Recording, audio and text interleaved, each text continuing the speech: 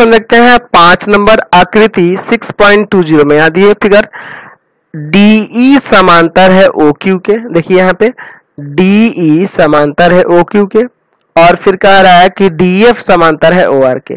DF समांतर है OR के, ठीक है। तो दर्शाना है, क्या सिद्ध करना है कि EF जो होगा, ये EF जो होगा समांतर होगा QR के। तो देखिए ये भी बहुत इजी है। सबसे पहले तो यहाँ लिख लीजिए दिया है, तो दिया क्या है, दो चीजें यहाँ पे दी हुई है, DE समांतर है OQ के, और दूसरा चीज दिया है आपके पास DF जो है समांतर है OR के, ठीक है। तो सिद्ध करना है, तो सिद्ध करना है, तो सिद्ध करना है, क्या साबित करना है आपको, तो EF समांतर है QR के, ये आपको दिखाना है। तो देखिए याद रखेंगे, आपको चित्र बनाना होता है। ये क्वेश्चन हमारे पास दिया है इसलिए दोबारा नहीं बना रहे, बार बार आपको याद दिला रहे क्योंकि आप भूल जाएंगे। चलिए यहाँ पे लिखेंगे प्रमाण। यहाँ भी वही बाकी दोनों क्वेश्चन के तरह ही। सबसे पहले देखिए दिया है आपके पास DE समांतर OQ, देख लीजिए DE समांतर OQ दिया है ना, ये चीज दिया हुआ है। तो आप जब ये इसके समांतर है तो इस त्रिभुज के लिए, किसके लिए, PQO में, देखिए इस त्रिभुज में इनके भुजाओं का अनुपात बराबर नहीं होगा, क्या हो जाएगा यहां से बताइए। तो हो जाएगा आपका PD बटा में DO, PD बटा में DO बराबर हो जाएगा PE बटा में EQ के, है ना।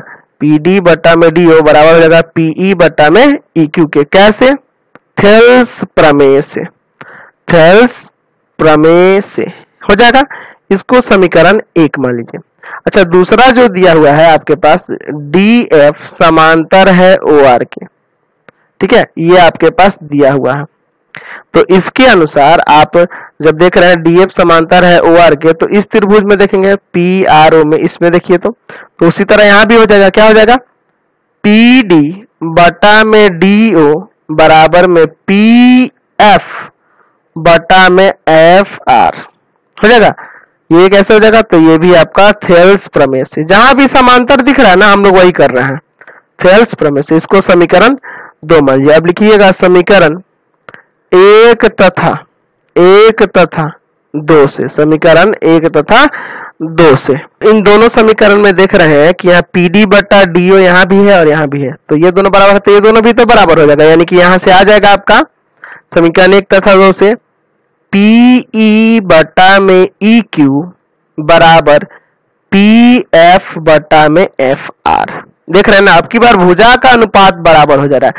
PE बटा में EQ बराबर में PF बटा में FR। तो ये जब अनुपात बराबर हो रहा है तो यहाँ से EF समांतर नहीं हो जाएगा QR के। कैसे, तो यहाँ से लिखेंगे थेल्स के प्रतिलोम से, थेल्स के प्रतिलोम से, जो सेकंड वाला 6.2 प्रमेय था ना उसके द्वारा, कि जब ये दोनों ये संगत ये जो भुजाओं का अनुपात बराबर हो रहा है ये, तो ये वाली समांतर हो जाएगी कि नहीं तीसरी भुजा के, यानी कि EF समांतर हो जाएगा किसके, QR के, ठीक है। यहां से ये आपका प्रमाणित हो गया, सत्यापित हो गया। चलिए समझ में आया ये। चलिए अगला क्वेश्चन